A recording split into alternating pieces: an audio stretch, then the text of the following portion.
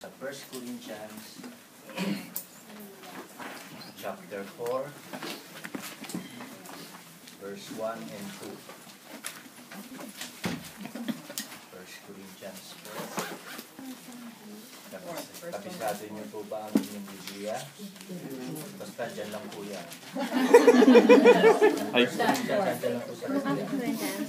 1 Corinthians chapter 4 verse 1 and 2. Okay.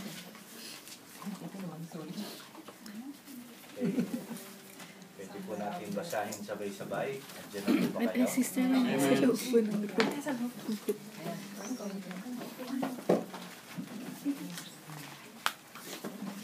Okay, 1 Corinthians, sabay-sabay po, basahin natin.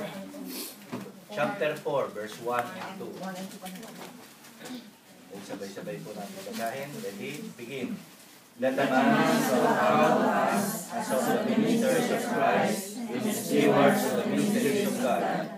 Moreover, it is required to stewards that the man be found faithful. Faithful. Okay, yung last word po, sinabi rito, faithful. Okay, tayo po sa madaling manalangin. Maraming